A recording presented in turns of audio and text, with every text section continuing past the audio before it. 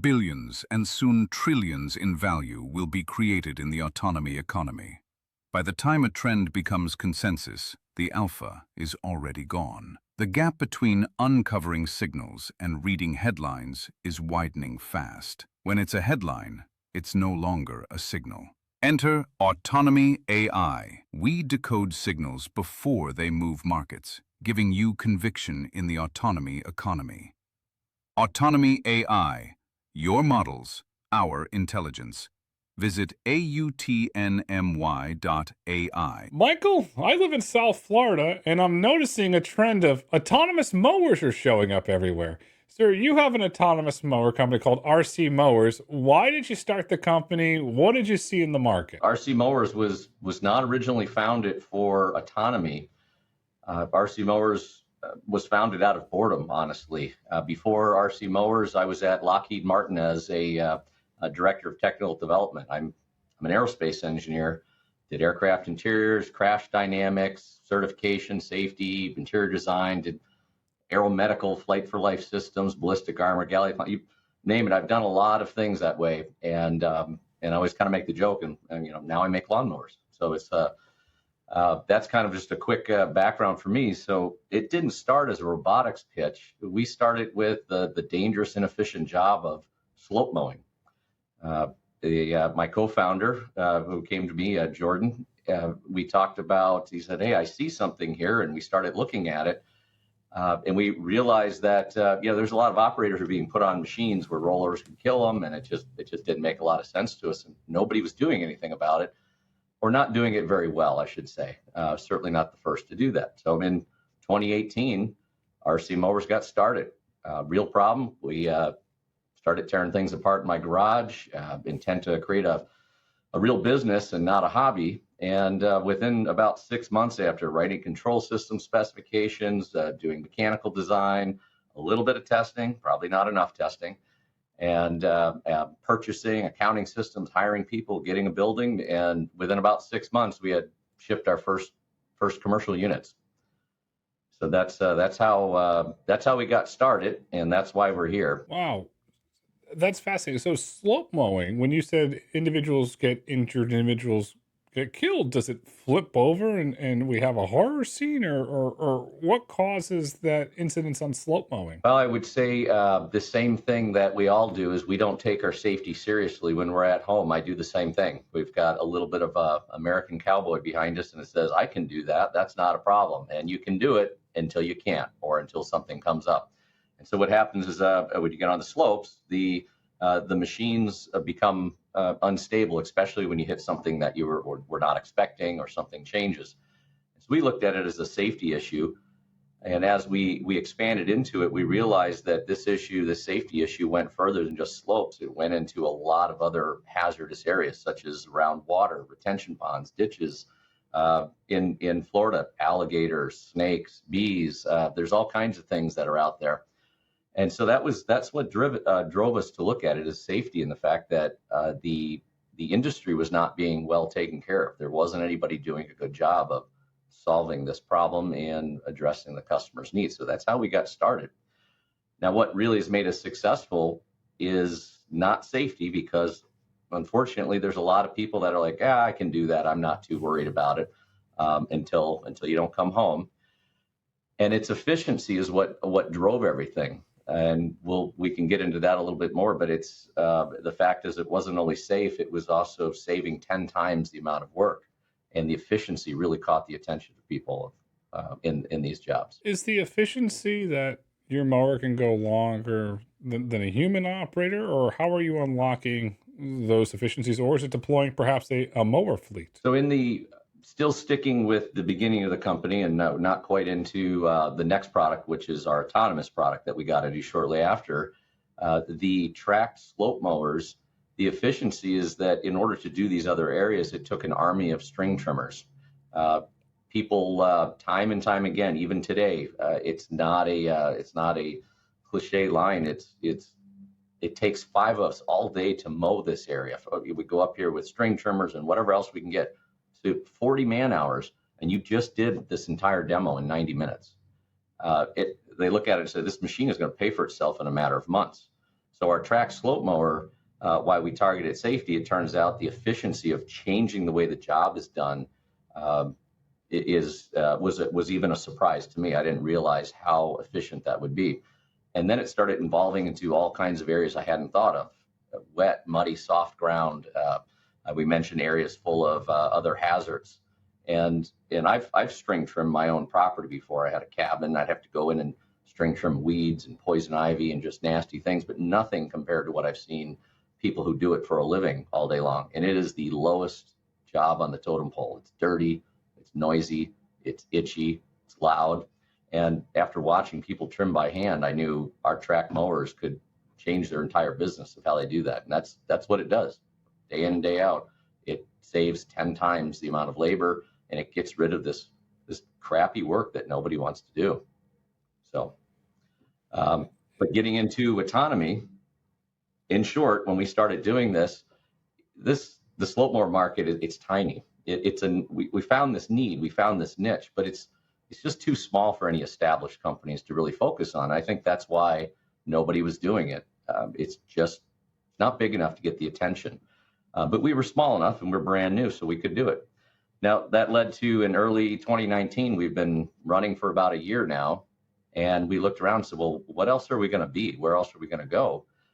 And we looked at the landscape industry. That's what we're in, and it's full of skilled people doing dirty, dangerous, repetitive, hard to staff jobs.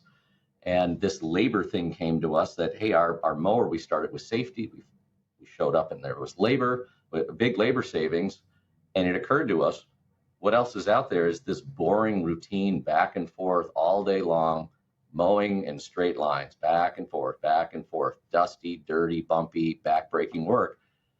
And we thought, what if we could do something different here? How about we take our technology and our talents? Is there something else we can do here? And the labor problem to us, and I think even to the lawn care industry, was visible before anybody else started calling the labor crisis after COVID. The landscape industry had a labor crisis before COVID showed up, before everybody had it. Everybody who's in it knows how hard that has been.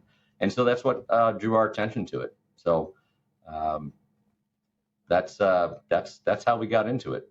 We just wanted to change, take skilled employees and take them off of this boring hour after hour back and forth job and just make the robots. Robots are designed to do the boring, dangerous, dirty work. The humans are designed to do the difficult edge cases, the creative work, the interesting work, the things that our robots aren't good at, not the boring work. And so autonomy was born in our company. Before we get into the autonomy, I'm curious from the lawn care landscape business. This is an assumption. I don't have data to back this up. I'm assuming, based on what I see, that the turnover has to be extremely high in that industry. Absolutely, without a doubt. One of the largest, the most difficult things is turnover in the industry. It's hard to keep people in jobs that tend to be difficult, dirty, entry level, lower paid types of jobs. They come into them because you need a job and you need money, and then you realize this job sucks, and people don't want to do it, and they end up leaving and they go somewhere else. And the job is somewhat of a commodity, so you don't have the options of attracting higher paid, more entrepreneurial, more invested people in that, because the work is not very good, and people tend to look for that next level up. So when we bring in technology into our company, one of the things that we found was that we were able to start attracting and retaining younger, new, more talented people because of the tools that they were using. So how did you build the autonomy stack? So you have the aerospace background from Lockheed. So you understand engineering. How did you build that internal autonomy stack to deploy these mowers? Well, that was if I knew how difficult it would be, I probably wouldn't have done it, to be candid with you. But there's a lot more to it than when I thought when I first started working on this. You start with the robot itself and say, I need to take this mower and I have to put a computer on it. I have to give it some software instructions and some vision, and we can make this robot go move by itself. Well, it turns out that there's a lot of college graduates, or that people might have done a project like that in college. There is a tremendous amount more that goes behind it. The robot itself might be 20% of the issue. I would say there's another 40% of it is all the background technology, all the servers in the cloud and the different pieces that are interconnected, the data that has to be provided, the support. And then there's the whole business. A lot of people get focused in on the technology and they forget that the whole reason we're here is because of our customer. And that is a lot more difficult when it comes to creating solutions that work and creating a business. It's the people and the problem. You have to fall in love with the problem that your customer has, not the technology you've created. And so I was able to attract several people who are smarter than I am in robotics. I was able to use some very good lessons I've learned from mentors in the past about how you truly take care of customers, not a sign on the wall, not near your vision statement, but through your actions and through your sacrifices. That determines whether you're truly customer focused or not. And so I brought that part into the company. My aerospace engineering. I've got business background building. It's not my first company I've built, so I'm very entrepreneurial in that sense, and attract other people that believed in the mission and the vision, and these smart people have helped us develop some amazing technology. So it takes a lot more than just build the robot. You have to build a company that's dedicated to the success of your customer. It's the only reason why a company exists. It's for your customer. If the customer doesn't like the product, or I'll even use the term love the product, you don't have a product at the end of the day. And they have to keep coming back, and they have to understand how to use it. And in your case, they have to understand how to deploy it. How does it work when your customer, you hand over an autonomous mower? How do they use it? How does it work? How does it get deployed? Are there integrators? Walk us through that process, please. Certainly. So the first thing you do is you don't just hand over a mower to the customer, because this is new. It's different. Not only is the product different, how you use it's different. How it integrates in my business is different. How I run my business is different. So there's a much bigger scope to that. But specifically to the question you just asked me, it's a little more narrow. If we were to start up with a customer, we would come onto a property. We bring the mower on our trailer. We drive the mower off like you normally would drive a mower, and you drive it to the property. I pull out my phone and I open up an app and connect to the mower, and then it's time to map a plan. It really is the first thing you do, and you drive around your property, the outer boundary. You drive around it, and it records what you're doing, and you've created a plan. Once you get to the end of the plan, you say done, and now it knows this is the area you want to mow. The next step would be if you have, say, a flower bed or a lake, or maybe there's an obstacle in the middle. You can now subtract out areas and say, listen, don't go in these areas. Just stay out of here. It's too complicated. And so you create keep out zones in places where you don't want to go. And once that's done, the next thing you do is say, go mow. And the mower looks at it and says, like, given all the land that you want me to mow, it figures out the most efficient path the first time. It calculates all of the routes, all of where do you mow around obstacles, what direction you go, how to lay down stripes. And then it just starts doing its thing. And that's it. And then you watch the mower for a while because you're amazed that this is actually happening. But your boss is standing there saying, I didn't hire the mower so you could watch it. Let's go get some more work done. And so you go do other work. Now, do you sell the tractor to your customer? Do you operate it as a service? What does that business aspect of it look like? So in our case here, we're a dedicated manufacturer. So we are manufacturing, developing the technology, selling and supporting our customers and products. So we don't work in the particular service industry itself, or we don't provide the mowing service. We provide the tools and support and education and skills to do that. But we work very closely with our customers to understand what are they trying to accomplish. How do we make their jobs easier? For instance, we talked about the technology of how the mower works. That was the first time we're at a property. The second time you go to the property next week, you don't have to do all that work. You drive the mower off the trailer, you get it somewhere in that property, and the mower's smart enough to know, hey, I've been here before. I know what's here. Oh, I have this plan. Would you like to do this plan again? Yes, I would. And but you don't want to keep mowing the exact same direction. So would you like to mow in another direction? Sure, let's go perpendicular this time. And it will recalculate everything without you needing to do anything, and you send the mower on its way. So subsequent times, the second, third, and 10th time, just continues to get easier and easier and easier after that. And again, that's part of looking at productivity and ease of use has been one of our biggest cases. We'll get into it in a minute. I want to highlight that you manufacture and assemble them in Green Bay, Wisconsin, the United States, which thank you for doing that. That's a really big commitment there. Let's Absolutely. just say hypothetical, one of your customers is called Landscape Incorporated. You sell autonomous mowers to Landscape Incorporated, and they have various sites throughout Wisconsin and in the Midwest. They show up to mow those facilities, and then do they have Landscape OS that knows, okay, we're at site A, we're at site B, and they say, okay, site A, boop, and then the mowers go into it. How does that work? So I think there's two questions in there. One of them is we're in Green Bay and we're American-made manufacturing.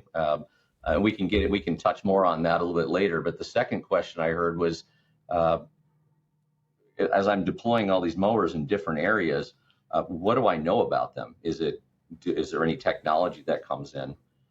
And in this case, yes, the customer, this Landscape Incorporated, has tools that they can use to see where every mower's at, what the mower's doing, what the state of the mower is. They might even know who's using it. They have the ability to see the productivity. How much is it doing acres per hour? What areas did I do? How efficient was it? How much time did I spend on the job? How much time did my employee use the mower in manual versus autonomous? Because our mowers can be used either way, because they are mowers, and there's areas the autonomy doesn't perform well in. And so if you find that your employees are using an autonomous mower 60% of the time manually, you can say, hey, this is not really this is not the way that they were intended to be used. And then we can start figuring out, well, why is that happening? Maybe there's some education or something that has to change. Furthermore, our team knows where all the mowers are. We have a large customer service team that's down here with, we have TVs and monitors that show us where all the mowers are and where they're operating at any given time. And the instant that anything happens to a mower where it says, hey, I'm in a state that I'm not happy, there's something wrong here, it instantly brings it up on a board and pops it up in red and says, hey, there's something going on here. We often know more about the fact that the mower has encountered something that's unique or might be having a problem before the operators do. And so we're able to get right on that instantly. So there's a lot of technology available to the, let's say, the operators or the owners on where are my motors, what are they doing? I can look at weekly reports and see, hey, is my productivity increasing? Am I deploying them correctly? And also us as RC Mowers, we're constantly watching to make sure our customers are successful and they're using that.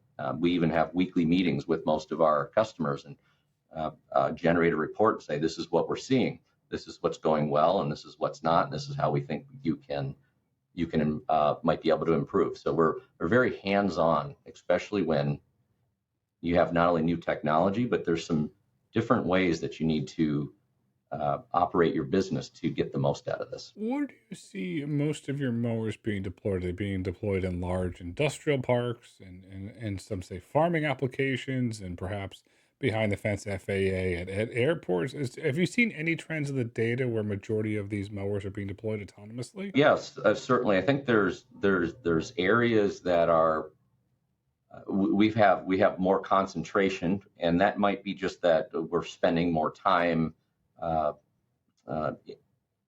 would say, interacting with the people that are there. So that could be part of it.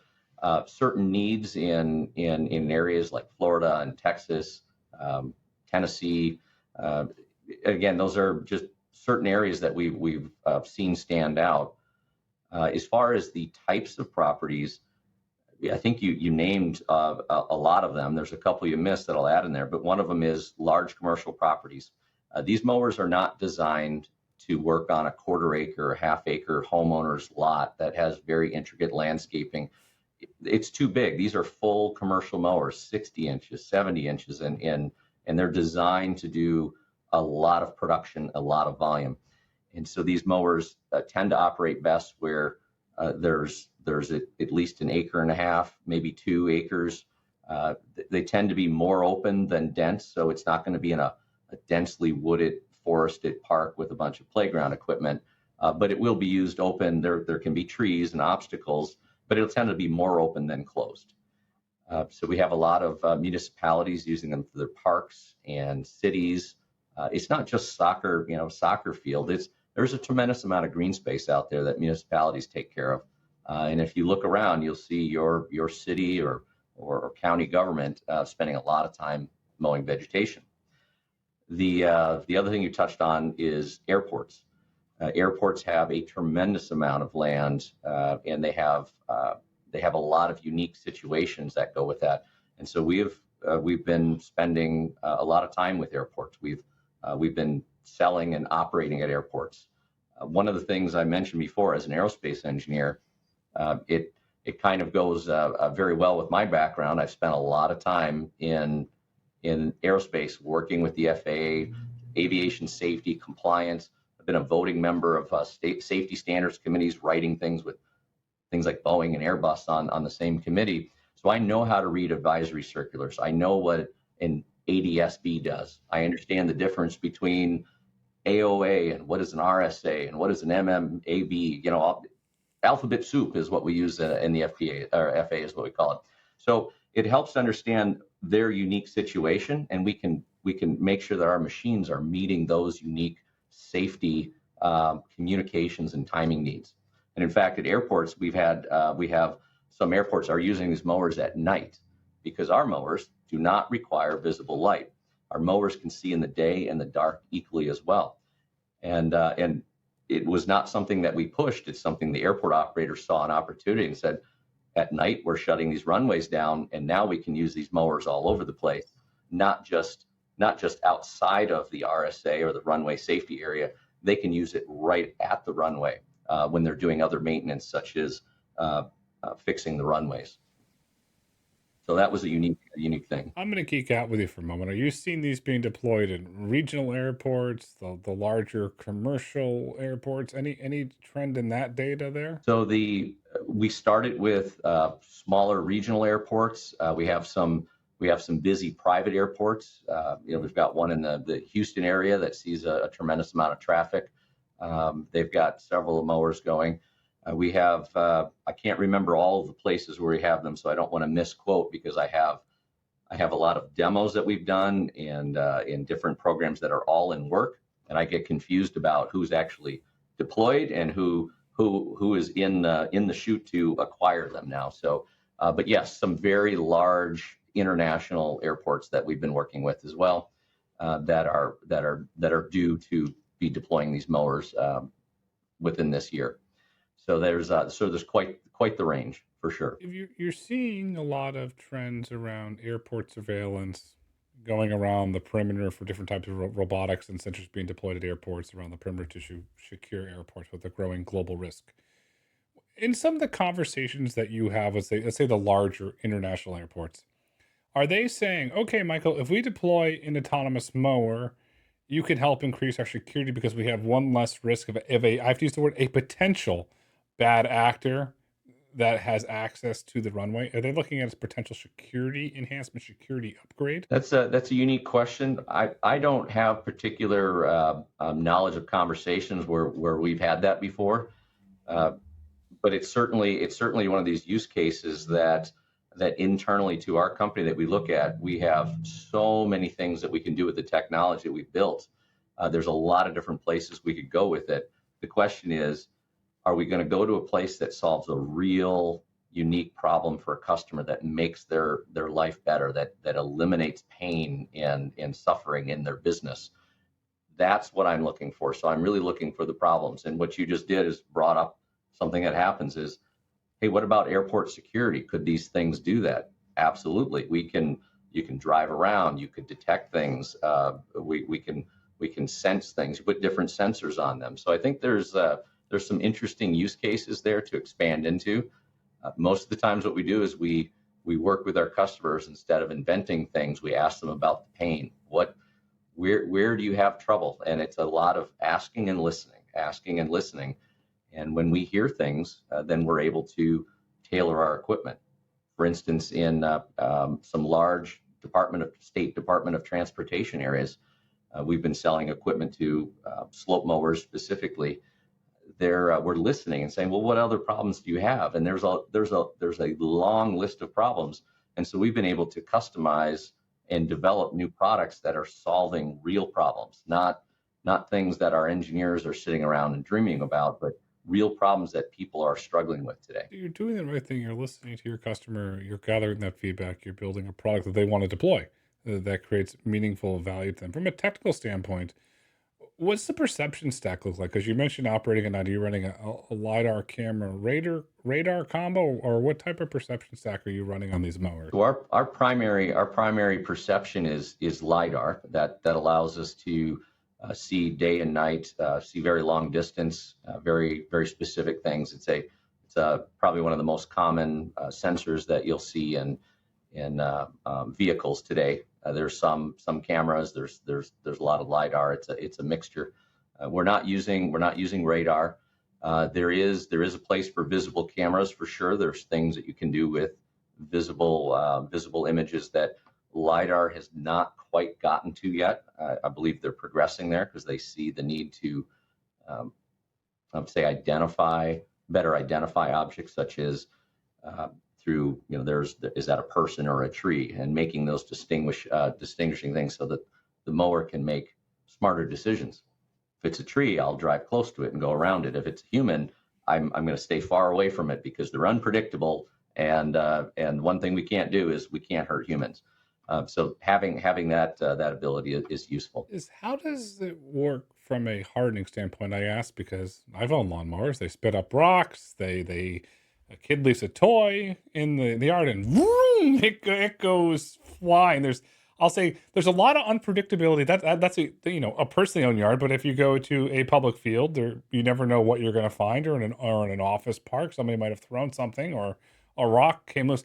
How do you harden the sensors on there if you want to say that unpredictability, the dust, the rocks, it just generally happens in the landscape business? Well, that's certainly a question I think everybody is struggling with, because robotic or autonomous mowers are very much in their infancy. And we say infancy, think about humans. When you're an infant, you only know how to do a couple of things. You can sleep, cry, eat, and certainly fill up a diaper. But from there, we grow and we can do other things. So there are certain things that it can't do. So typically it's going to be hard for it to find a golf ball or a baseball, even things that humans struggle with. Those things can be run over. So it's important that the person deploying this is able to, they're still needed on the job site so that they can look around and say, okay, does this look okay? Do I have an elementary school soccer game going on? Well, then we're not going to run a manual mower or an autonomous mower. So somebody has to make that decision. But as the mowers get better and smarter, we're going to be able to handle more and more of these smaller edge cases, which requires less and less time or input from someone showing up on a job site. We certainly, the sensors are designed to be safe, that we're not running over animals and garbage cans and people and trees. But if you had something that was let's say a very low-lying flower bed, the mower has a hard time telling your small daisies from some long grass and weeds. It really is not smart enough right now to not run those over, hence the reason we have the keep out zones. But as time goes on, the ability to recognize that, especially with the explosion of AI that's coming out, the ability to, let's say, follow and learn from humans and then deploy that into the brain of the computer. So it becomes more than an algorithm and a software. It becomes more of a, hey, I've seen this before. My humans do it this way. I should probably do it that way too. It's a very common thing that's now happening with vehicles. Rather than armies of software engineers trying to program every case, they're taking a lot of video, millions of hours from people driving in their cars, making decisions on some very wacky, weird things, and the computer can now learn from that. Where it would take 100 years for engineers to program, within years we can, our machines, our cars, and our mowers can learn from that. So that's something that we've been very closely working with as well to advance our technology. So all the data you're gathered from the mowing is going to improve, it will call the autonomous mowing algorithm. So there's some of, not all the data we're gathering. Most of the data we're gathering is used for the operators. That's used to help them understand their business, how the mower's helping, where they're being efficient, how they can expand their business. We use some of that data to work on edge cases, train our model, make better decisions, and advance the future. But it's just one part of what we're working on. This has come up in several conversations that we've had. Weather data. You have the ability, theoretically, to gather hyper local weather data. Is your system gathering any hyper local weather data? So it's very interesting you say that. It almost feels like you've had a conversation or you're listening to us a couple of years ago. So we did put together some work, and we're able to use weather data and bring that in to our system. We haven't released it because we haven't found a strong enough use case for it. But using available weather data to understand how does grass grow, how are things working, there's more that can be done with that. The question is, what is our priority and what is the most important thing right now? So why that's something that we've done. It's on our roadmap. It's not high enough yet for the things that we believe are going to be the most valuable to our customers at this time. But certainly in the future, there's a lot that you can do. There's a lot of ideas out there, and please stop spilling all my secrets, because clearly you must have our offices booked. Thanks. It's just a curiosity, because in hypothetical, if you have more rain in one area, potentially the grass would grow faster, so you need to deploy the mowers more often. As you and I know, we talked about earlier, the landscape industry, high turnover. It's not the world's best job. A lot of individuals don't like doing it, and in some cases, it's extremely dangerous. But what we've seen from the financial capital market standpoint, private equity has been rolling up landscaping companies across the country. As PE gets more and more into this industry, are you seeing an increase in automation investment? Are you seeing any trends that you've seen that you could discuss? So PE is a trend that I wasn't familiar with until I got in this business of why private equity would be interested in landscaping. But it's something. It's sort of a trend I've seen in farming. My wife comes from a farming family. Her dad was a farmer, and so I would hear about how things are working. You see consolidation, and there's certain farms are sort of putting themselves together because they realize that there's new efficiencies that can be done if you're able to use a tractor on 7 farms instead of buying it for 1 farm and letting it sit. So I'm seeing that's kind of the first time I saw that in this industry, seeing PE starting to buy landscape companies, and I don't know so much as consolidation, but systematizing it, finding best practices, bringing process to it instead of just get out there and work hard, and when it doesn't work right, work harder. I think the PE firms bring more system, process, discipline, more financial. I think they have a little more financial horsepower behind that. We can kind of say, hey, what's working and what's not. So instead of using intuition, we're starting to apply some financial rigor to it. So I see the PE firms looking at their portfolio, saying, okay, we need to continue to advance. How do we grow our business? PE firms don't buy businesses and hope they stay the same. They buy them so that they can grow them, make them more valuable, and provide a return to their investors. That's their objective. And so I believe that is one of our customers is these firms that are trying to grow, and our tools unlock a lot of ability for them to grow, to allow them to expand into other areas. And it's not just PE firms. If you think about someone who might be, maybe they've got a large landscaping company, an owner, and they've got 30 people that are working for them, not necessarily PE owned. The question is, how do you grow? it's difficult to grow because you need more people. Well, there's not enough people around, or the people you get, they only stay with you for 3 months and they leave, or the people you're getting are really, they're not the type of people you want to attract to your business. You want to have talented people that are not only hardworking, but they also have the ability to grow with your business, help you grow the business. Because as a business owner, it's all about the people you attract and which people you can keep. And that tells you whether you're going to grow or not. And if you have those people around, you can start growing. If you don't have them around, you don't grow. So our tools, even if you looked at it and you were to pencil it out and say, I don't have enough return on investment for this, I have something else I can buy that maybe could save me a little more money. What you're not putting into that cold hard equation is the thing that's keeping your business from growing is the people that you have around you, the people you can attract, the people you can retain. So rather than getting more people, is you change how you deploy your best people. And that's what our tool allows it to do. So even when a PE firm looks at it and says, I really don't even care about ROI, can you solve my people problem? Can you solve my labor problem? I'll pay more for this just if I can get that out of the way, because I can't grow my business. We can't grow the business. And that's I think where autonomy is going to pick up the biggest the biggest amount of I would say deployment or adoption is the people that are thinking beyond just a couple of equations on a piece of paper. You're thinking about, how do I grow my business? And the autonomy is the way to grow the business. Now, over time, like everything in our lives, computers and TVs and technology, we get better at it. It's more productive. It costs less. It's more productive. It costs less. Everybody who's got a flat screen TV, because you can't get anything else. I bought one in 2004. That's a long time ago. It took 22 years. I paid $5,000 for a 40-inch TV.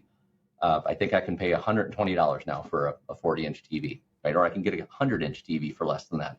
So I think time goes on, that'll bring more people in. But rather than saying, well, I'm just going to wait until the price comes down, you need to look at, what is it doing to your business? How can this help your business grow? And in short order, the prices will come down, the productivity is going to come up. Are you ready? Have you already figured out how to make this work in your business, or are you starting from scratch? And I think that is really where people who are that are more innovative and thinking about the future and thinking about growth, rather than doing a simple calculation saying, yeah, it pays itself off in 2.5 years, that's not good enough for me. They got to look at, how do I grow my business? And they're going to be ready, and they're going to be the ones that are going to reap the rewards, because they're already 3 years ahead of everybody else who's going, oh, now it makes sense, but I don't know how to change my business. These people have already changed their business. They're already way ahead of you. So I think that's the people that we're seeing adopt that are more forward thinking and thinking about growing the business, not just saving a buck or cutting an employee. It's funny you said flat screen TVs. I remember, what was this, 2004, 2003, when Philips ran the Beach House ad with the world's thinnest flat screen TV. I think it was 25 or 30,000. And oh, this is the coolest thing in the world. And then, as you said, the price like, oh, and it went down. You can go to your local Costco and get a TV for $100, a couple $100. I'm curious, as automation expands inside of the landscaping industry, as RC Mowers continues to grow, when do we hit the point where there's an automation autonomy-first landscaping company that says, okay, you know what? We're going to hire a really great talent. We're going to invest in automation and autonomy, and we're going to try and build this and deploy this at scale. When do you think that moment occurs? Well, that's certainly a good question for anybody who's working on this as a business owner who's trying to grow and provide jobs and opportunity in our area and for our employees. Is what does that future look like? I would love it to be tomorrow because I can see the future, but it takes time. And I think about a couple of examples that maybe are more publicly well known. For instance, when Tesla started building electric cars, it took 10 years. They did some stuff. They got a few cars. Nobody was adopting it. Everyone's like, this is stupid. It doesn't make sense. A lot of naysayers. And then there was just some point that something tipped, and they figured it out, and everything started working, and it just took off. That was maybe 10 years after they had started working on it. But they kept a talented group together that had a vision. They knew where it was going, and they kept at it and didn't give up, and then it took off. Now there's a lot of car companies that suddenly went, oh geez, what happened here? Nobody believed in it. Now that doesn't mean electric cars are the solution for everything. They've got their place. That's not the point. The point is that when you have a new technology, for people to see, oh, it actually solves this problem, it's worth the money, it's doing something, I want to get that. It doesn't happen overnight. It takes time for people to see it. They need to see other people using it. A lot of times we're very busy as business owners. It's really hard for me to think about new technology. I'm just trying to keep the wheels on the bus, right? I'm just trying to, can I just find a way not to work Saturday and Sunday, as a landscape owner? And so you don't have a lot of time to think about the future. But now would be the time to invest a little bit of time and start thinking about it. And you're not alone. One of the things in our business that has made us unique, we're big enough to manufacture our own equipment, to develop this technology, but we're definitely very small from the sense that we're small enough that we can laser target and spend elbow to elbow working with people in their business, not just I sold something and you never see me again. It's now we show up for training. Now we're talking to you every week. We're constantly working on the service. If your mower, first mowers we deployed, there was a lot of learning and we came up with new ideas. We went out and we grabbed all those mowers, brought them back in. They were still working, but we went ahead and said, let's make them work a lot better. And we redeployed those back out. So we don't just leave our customers hanging out. So we have that tight customer service and working with someone to help them get past that. Okay, I believe in the mower, but now what? I don't know what to do.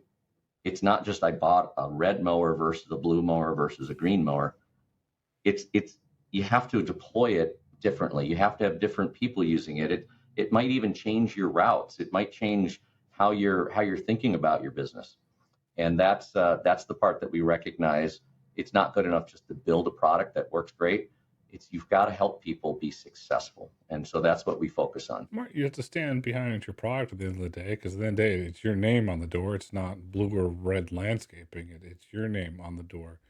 What type of warranty do the mowers have, or how long are they normally in service before they have to get upfitted or refurbished? Yeah, that's a great question. So we've this is new technology, and so everyone's like, well, wait a second, what happens if something breaks? If I bought I really like ATVs and UTVs and kind of doing off-roading, and you get a 6-month warranty with that. And you're like, that's great. And by the time something breaks, the warranty's already done. And so we've looked at it. And so our mowers come with a 2-year unlimited warranty. We just take care of everything. We have some ability to extend that to provide extra service. But realistically, if something is going wrong and we know about it, it's just an early design and it didn't last very long. And we know that we don't hold the line on it. We take care of our customers. We know that hey, that's not you. You didn't run it off into a tree or roll it over on the highway. This is a problem, and it's our problem. We made a promise to you. You gave us money. We gave you a product and a promise.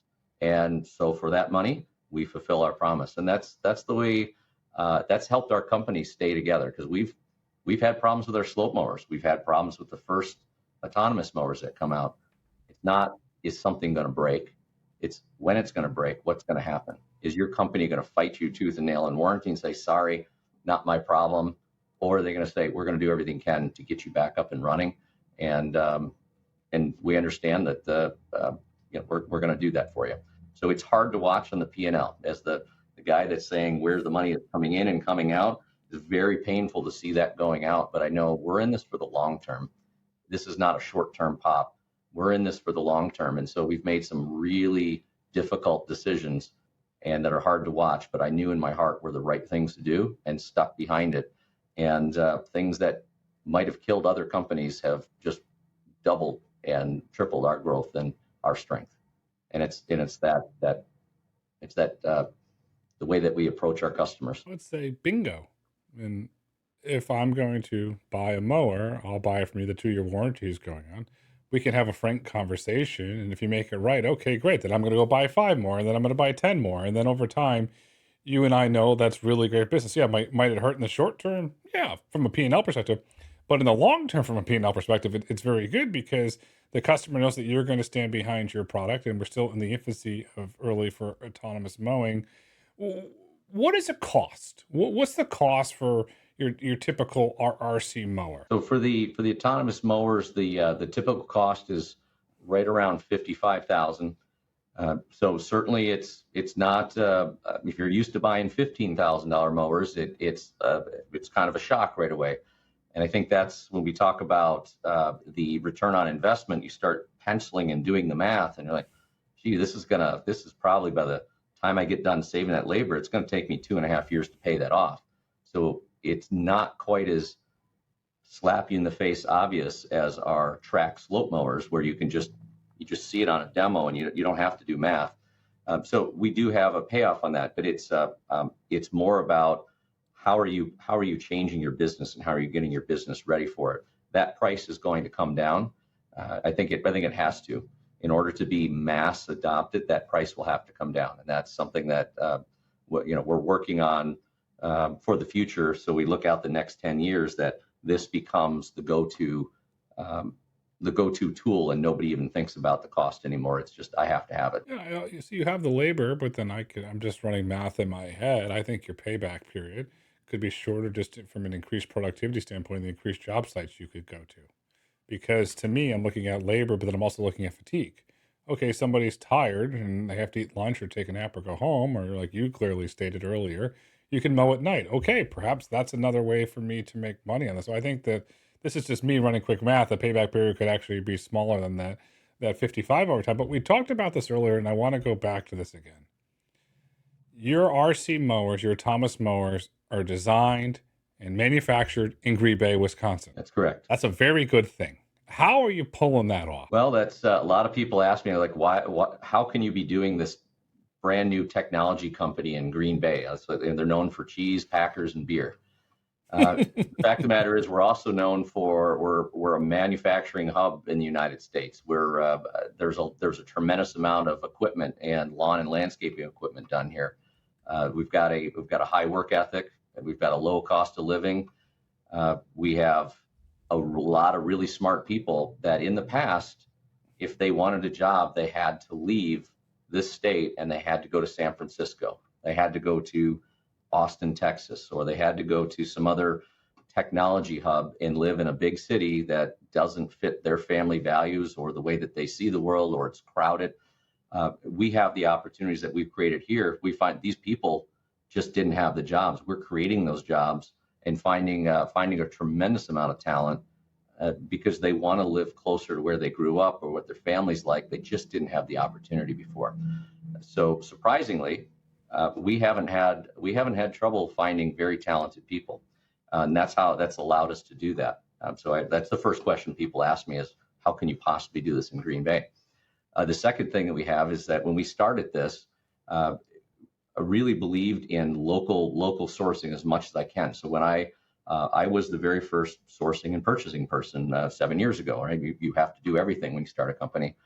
And the first thing I did is I looked around and said, all right, who's close to me? Who do I know from my time at Lockheed Martin? I got to know, surprisingly, a lot of vendors for it's a whole nother podcast to talk about that. But I knew there was a lot of trusted people, very, very talented people around here. And we started building things. And everything I do is I start from the center where I'm at, and we start sourcing out from there until we find the right quality, price, value, fit, technology. If we find that, boom, then we're done. We don't go running over to China or down to Mexico to do those things. So it does add a little bit of cost to our mowers, but I'm able to control that supply chain. I'm able to have an engineer drive 20 minutes down the road and talk to the people that are manufacturing this special part for us. We're able to have conversations and meetings. And frankly, the people that supply parts to our mowers, if their values don't fit our values, they don't take care of their customers the way we want to take care of them. We have friction. We have a values mismatch, and those people don't stay around. So I found it very important that not only from us, but everybody up the chain has to think the way we do about our customers in order for our model to be successful. And fortunately, in Wisconsin and Green Bay, there's a tremendous amount of people that feel the same way I do about customers, and it makes that incredibly easy.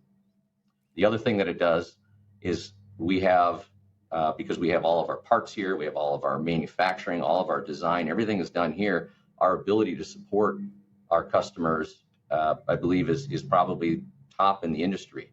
We have our own customer service staff. People can call in from a single contractor, can call in our customer service and spend 2 hours with them if they want, down to someone who might have a whole fleet of mowers. It doesn't really matter. We will take care of that customer. Even if our dealership might be busy, we'll do something that can work with them. So I think that's given us an advantage. It's also allowed us to make a promise as well that we keep, that when you need a part, we've got a 72-hour guarantee. We are going to get that part to you and get you up and running as quickly as possible. And that allows when something happens, there's a mishap, you broke something, you hit something you shouldn't have, we can get you up and running quickly instead of waiting 2 months for something to come overseas or something to come from Europe or something to come from China.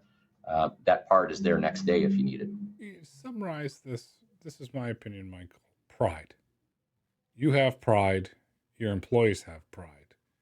And pride, when you have pride, you build great things. And that's becoming pretty evident from this conversation, that you stand behind your product, RC Mowers. And as we look to wrap up, I'll ask you this last one.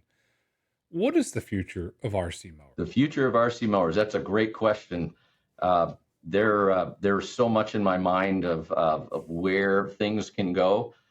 It pains me because as a business owner with my team, I have to focus and narrow and say we can't think about the future until we have mastered the present. And I have to put gates on myself and our people.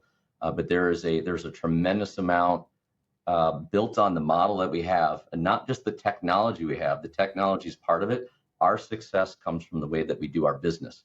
We're small enough that we can do business the way that large publicly traded companies never can. I don't have public shareholders and investors that are constantly trying to shoot me because I didn't make a quarterly number. What I'm invested in is my customer success, and that is what I hope RC Mowers will be, no matter where we go, whatever technology we go to, that we can retain that intimate customer service that people often talk about, but rarely can follow through with. Pick up the phone, call Michael.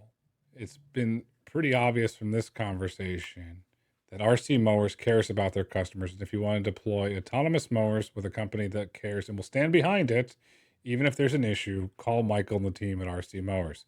The future is bright. The future is autonomous. The future is RC Mowers. Michael, thank you so much for coming on the road to autonomy today. Thank you so much for having me. It was great. A lot of things we can cover. So if you ever want to come back and dive into these things, there's so much more that we can get into and geek out over technology, but we'll need more time for that for sure.